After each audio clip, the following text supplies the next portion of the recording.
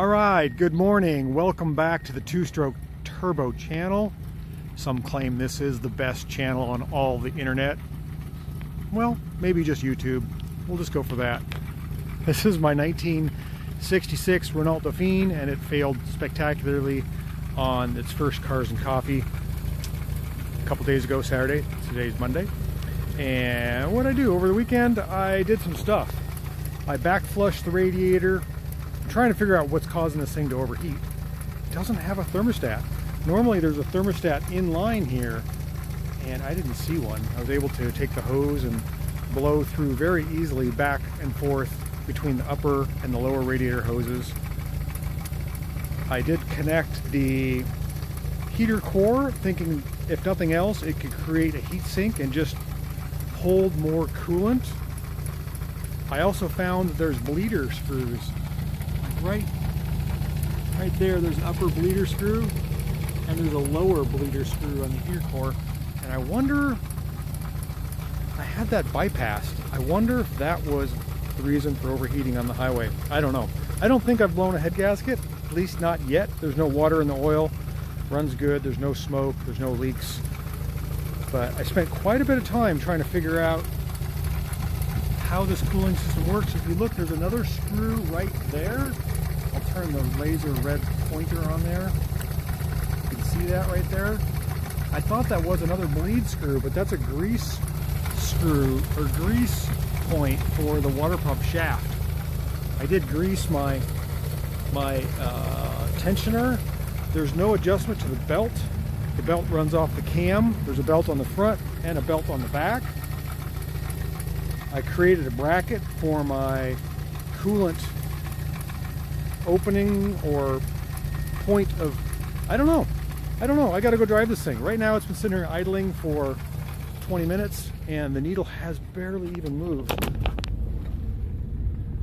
It's on cold. So I think we gotta go drive it.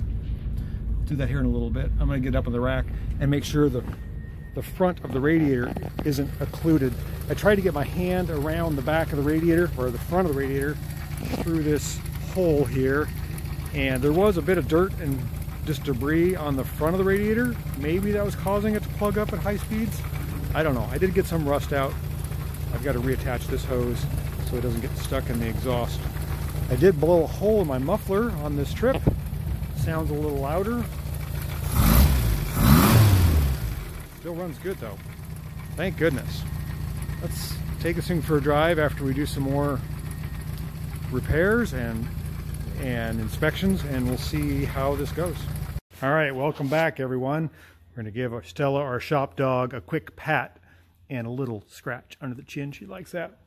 We have our Renault Dauphine up in the air. I'm going to turn the flashlight on here, so we're going to do an undercarriage inspection. I ended up breaking my shift connection on my test drive.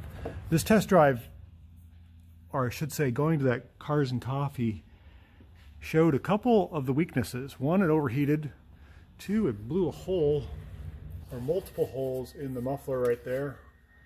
It broke my shifter insulation deal. I couldn't get it into reverse any longer.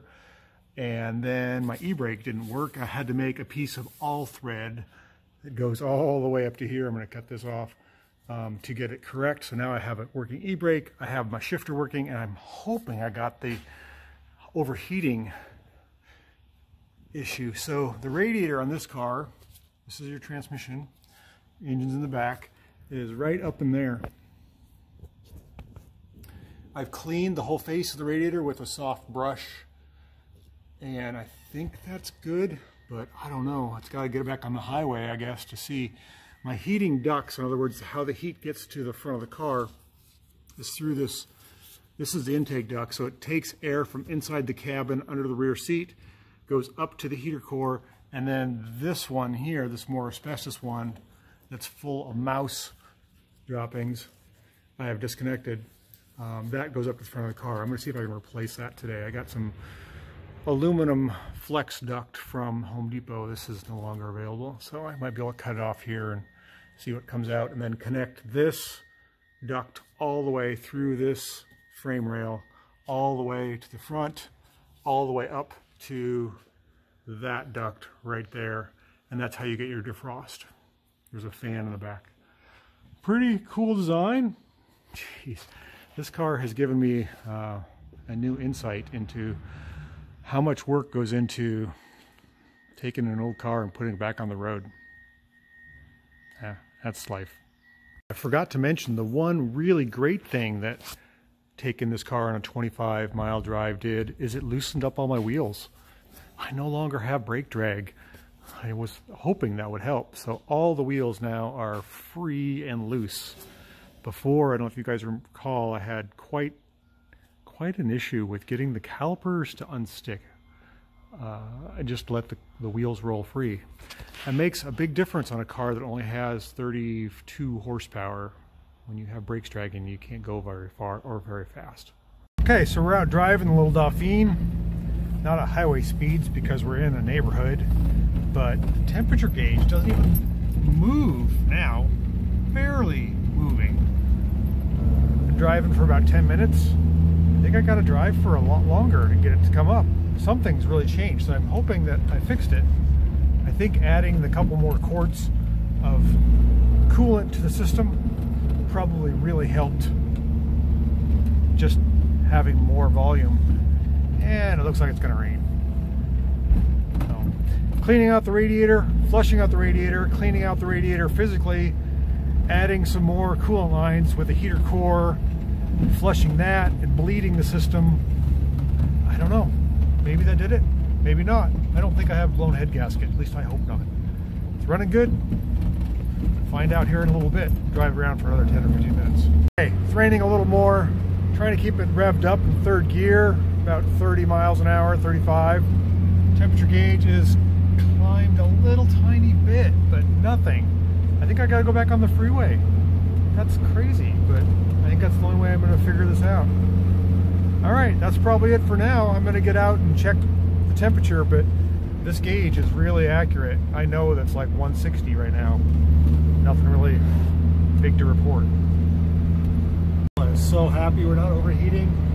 That's a good puppy.